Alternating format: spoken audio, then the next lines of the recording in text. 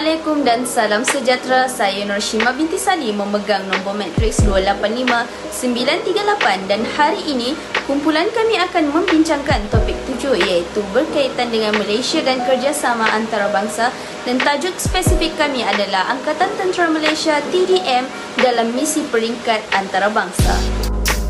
Angkatan Tentera Malaysia ATM adalah sebuah angkatan yang terdiri daripada 3 perkhidmatan iaitu Tentera Darat Malaysia TDM, Tentera Laut Diraja Malaysia TLDM dan Tentera Udara Diraja Malaysia TUDM. Pada 1 Mac 1933, sejarah moden ATM bermula dengan pengambilan skuad percubaan Regimen Askar Melayu seramai 25 orang pemuda Melayu. Perkembangan regimen menjadi satu batalion penuh yang dikenali sebagai Batalion Pertama Regimen Askar Melayu pada 1 Januari 1938. Batalion atau regimen adalah satu pasukan tentera yang mempunyai 2 hingga 6 kompeni. Batalion kedua didirikan pada tanggal 1 Disember 1941 iaitu 6 hari sebelum Perang Dunia Kedua bermula di Malaysia. Tahukah anda berkaitan dengan sejarah penubuhan Angkatan Tentera Laut, Udara dan Darat Malaysia? Pada bahagian ini saya akan menerangkan secara ringkas sahaja berkaitan dengan titik mula penubuhan Angkatan Tentera Laut, Udara dan Darat Malaysia. Tentera Laut Diraja Malaysia bermula dari Pasukan Simpanan Sukarela Tentera Laut Negeri-Negeri Selat pada 27 April 1934 di Singapura. Pasukan ini diperbesarkan pada tahun 1938 dengan penubuhan cawangan Pulau Pinang dan ditukarkan nama kepada Pasukan Sukarela Tentera Laut Diraja Malaysia. Menjelang Perang Dunia Kedua, Seksyen Melayu dalam Royal Navy telah ditubuhkan dan kekuatan pasukan ini mencapai jumlah 1,430 anggota pada tahun 1941. Selepas kejatuhan Singapura pada tahun 1942, seramai 150 orang anggota Tentera Laut Malaya telah berundur ke Ceylon, India dan Afrika Timur. Anggota-anggota ini kembali ke Malaya apabila perang tamat.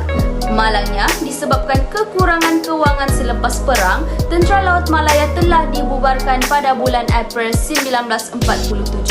Apabila darurat tercetus pada tahun 1948, Tentera Laut Malaya telah dihidupkan semula dan diwartakan pada 4 Mac 1949. Sekarang kita beralih pula pada titik mula Tentera Udara Diraja Malaysia iaitu dengan penubuhan pasukan Sukarela Tentera Udara Negeri-Negeri Selat oleh British pada tahun 1936. Pasukan ini ditukar nama kepada Pasukan Simpanan Tentera Udara Malaya pada tahun 1940 tetapi telah dibubarkan selepas Perang Dunia Kedua. Pada tahun 1950, pasukan ini telah dihidupkan semula sebagai Royal Air Force Malaya. Tentera Udara Malaya menjadi kenyataan pada tahun 1958 apabila pesawat Twin Pioneer pertama mendarat di pangkalan RAF Kuala Lumpur. Tentera Udara Diraja Malaya ditubuhkan dengan resminya pada tahun 2 Jun 1958. Tentera Darat Malaysia merupakan sebuah organisasi yang sangat unik dan juga tersendiri kerana mempunyai 16 kor dan juga regimen yang mana terdapat fungsi dan juga peranan masing-masing. Fungsi dan juga peranan serta tanggungjawab yang akan dipikul oleh mereka adalah berlainan mengikut tugasan dan juga profesi. Justru itu, berdasarkan kepakaran, maka kor dan regimen ini dibahagikan kepada 3 kelompok. Regimen ini terbahagi kepada kelompok tempur, kelompok bantuan tempur, kelompok bantuan perkhidmatan dan akhir sekali adalah askar watania. 10 Brigade Para yang berpangkalan di Kem Teranak Melaka ini merupakan salah satu pasukan elit Tentera Darat Malaysia. Idea utama penubuhan para adalah supaya pasukan tentera darat memiliki satu ketumpukan pasukan atur gerak cepat yang boleh digerakkan pada bila-bila masa sahaja dengan objektif mengatasi sebarang bentuk krisis dalam maupun luar negara sama ada di darat, lautan ataupun udara dalam jangka masa yang sangat pantas. Pasukan para ini juga merupakan salah satu pasukan elit yang akan digerakkan di peringkat operational and strategic level.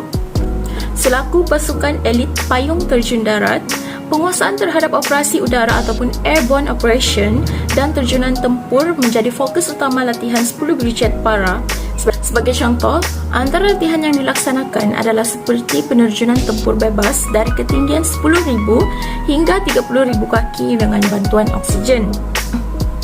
Dari aspek perkhidmatan pula, pasukan PARA telah menaikkan nama Malaysia melalui kejayaan di pelbagai misi peringkat antarabangsa. Sebagai contoh, misi kemanusiaan dan menyelamatkan di Pakistan dan juga Aceh, misi-misi pengamanan dan kemanusiaan di bawah Persatuan Bangsa-Bangsa Bersatu di Pakistan, Aceh, Timur Leste dan juga Lubnan. Grup Gerah Khas atau lebih dikenali sebagai Komando merupakan pasukan khas utama negara dalam naungan Angkatan Tentera Malaysia yang berpangkalan di Kamp Sungai Udang Melaka dan di Mersing Johor. Kursus asas komando ini akan dilaksanakan selama 12 minggu, iaitu latihan dilaksanakan ini memerlukan penuntutnya agar mempunyai daya ketahanan fizikal dan juga mental yang sangat tinggi serta cabaran bagi menguji ketahanan keupayaan, kesabaran serta ketabahan sejajar dan kepakaran sebagai barisan penyusup tentera darat. Grup Gerah Khas juga melaksanakan latihan bersama pasukan elit daripada beberapa negara lain seperti Special Air Service Australia Britain, Kopassus TNI AD dari Indonesia, US Delta Force and Green Beret Amerika Syarikat, dan lain-lain. Grup Gerah Khas juga telah melaksanakan operasi di Timur Malaysia serta ketika kejadian insiden 13 Mei 1969. Baiklah, pada bahagian ini saya akan membincangkan mengenai misi-misi ataupun pelibatan Angkatan Tentera Malaysia dalam misi-misi di peringkat antarabangsa. Dan misi pertama yang bakal dibincangkan ialah misi pengaman di Bosnia Herzegovina. Okey, baiklah. Seperti kita tahu, Serbia telah pun menyerang Bosnia Herzegovina setelah negara itu memerdekakan diri pada April 1992. Okey, walau bagaimanapun, konflik yang berlaku adalah disebabkan oleh keinginan tentera Serbia untuk melakukan pembersihan etnik Muslim Serbia bagi membangunkan semula Serbia. Okey, oleh itu, Angkatan Tentera Malaysia telah pun menyertai UNPROFOR pada Oktober 1993 bagi menegakkan keadilan di bumi Bosnia itu. Okay, Malaysia telah pun menghantar seramai 996 anggota tentera di bawah Malaysia Battalion 1 ataupun Malbat 1 pada April 1993. Sehingga kini mereka berasa amat bersyukur dengan pelibatan tentera Malaysia dalam misi tersebut. Baiklah, kita akan beralih kepada misi yang seterusnya, iaitu misi kemanusiaan Pakistan.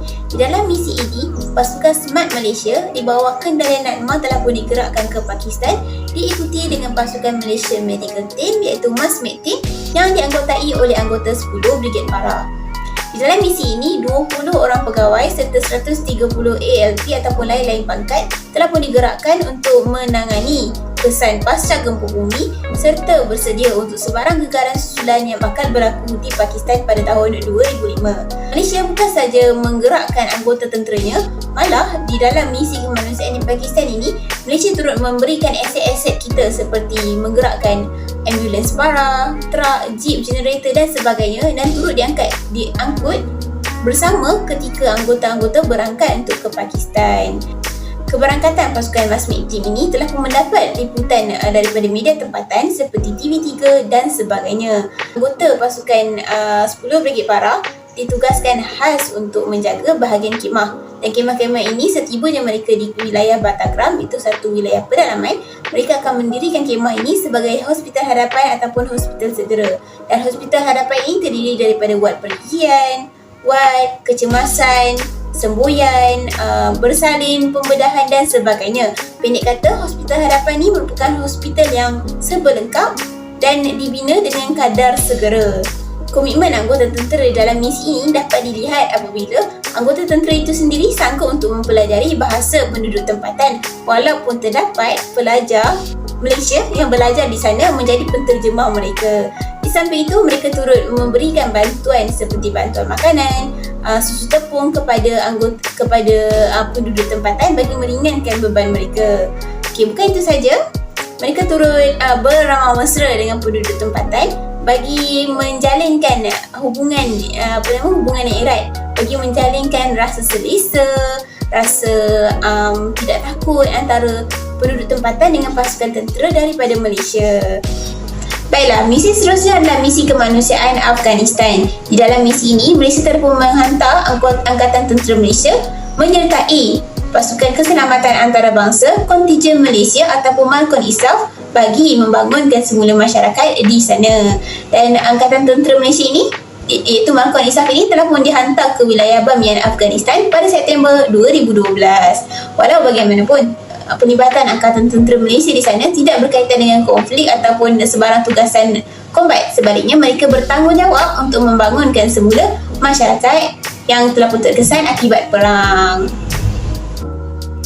Antara peranan dan juga sumbangan Malkon ISAF di sana antaranya ialah membina panel solar untuk menjana tenaga elektrik, menangani penularan wabak brusellosis, telah pun melatih Angkatan Tentera Afghanistan berkaitan dengan medik dan juga meningkatkan kesedaran kesihatan dalam kalangan penduduk. Malah, tindakan tentera Malaysia ini turut mendapat kredit daripada negara luar seperti United Kingdom. Oleh itu, kita dapat lihat bahawa kepelbagaian misi yang disertai oleh Angkatan Tentera Malaysia daripada dahulu sehinggalah kini menunjukkan bahawa Malaysia amat prihatin dengan nasib yang menimpa negara-negara luar. Dan misi-misi yang disertai ini bukan sekadar demi menaikkan nama negara semata-mata, malah ianya juga merupakan tugas yang telah pun digalas oleh Malaysia dari segi kemanusiaan. Itu sahaja pembentangan saya pada hari ini. Sekian, terima kasih. Secara kesimpulannya, penglibatan Tentera Darat Malaysia TDM di peringkat antarabangsa sememangnya tidak dapat dinafikan lagi. Penglibatan TDM di peringkat antarabangsa bukan sahaja atas dasar arahan dan perintah semata-mata, malah anggota tentera yang terlibat itu sendiri berkhidmat dengan ikhlas sehingga disukai dan disenangi penduduk setempat. Kepelbagaian aset negara tidak digunakan untuk kepentingan diri semata-mata kerana ia turut digunakan dalam misi-misi negara luar. Ini menunjukkan bahawa Malaysia merupakan sebuah negara yang mementingkan hubungan antarabangsa dan prihatin terhadap bencana yang menimpa masyarakat dunia sehingga sanggup menggerakkan aset ketenteraannya sendiri. Sekian sahaja pembentangan dari kumpulan kami. Semoga pembentangan kami ini dapat memberikan sedikit sebanyak manfaat kepada rakan-rakan. Oleh itu, saya akhiri dengan ucapan Assalamualaikum dan terima kasih.